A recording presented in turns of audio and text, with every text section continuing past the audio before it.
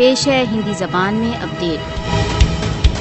भारत का गणतंत्र दिवस कश्मीरियों के लिए ब्लैक डे है। भारत का कश्मीर पर पाशविक अधिकरण उसके प्रजातांत्रिक गणतंत्र के दावों के विपरीत है। भारत का गणतंत्र दिवस भारत द्वारा अवैध रूप से अधिकृत जम्मू कश्मीर की जनता के लिए केवल दुख ही लाता है।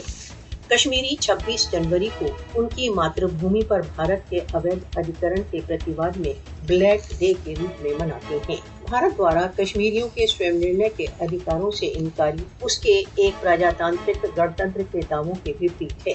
भारत के संसार के सबसे विशाल प्रजातंत्र के दावों की यथार्थता के रहस्योद्घाटन के लिए कश्मीरी 26 जनवरी को ब्लैक डे के रूप में मनाते हैं। कश्मीरियों द्वारा 26 जनवरी को ब्लैक डे के रूप में मनाने का आयोजन विश्व को स्मरण कराता रहता है कि भारत एक अधिकरण करता है। भारत को अपने गणतंत्र दिवस को मनाने का कोई अधिकार नहीं, क्योंकि उसने जम्मू कश्मीर पर अपनी सैन्य शक्ति के बल पर अधिकार किया हुआ है। भारत को अपने गणतंत्र दिवस मनाने का कोई नैतिक अधिकार नहीं, क्योंकि उसने कश्मीरियों के प्रजातांत्रिक अधिकार छीने हुए हैं। मोदी शासन कश्मीरी जनता के सभी मूल तथा आधारभूत अधिकारों को कुचल रहा है।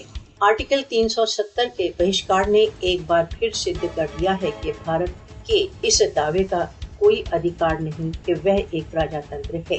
मोदी की 5 अगस्त 2019 की अवैध कार्रवाइयों ने एक बार फिर प्रजातांत्रिक मूल्यों के भारत की उपेक्षा को सिद्ध कर दिया है। भारत किस प्रकार एक प्रजातांत्रिक गणतंत्र का दावा कर सकता है जब वह कश्मीरियों के मूल मानव अधिकारों की उपेक्षा कर रहा है।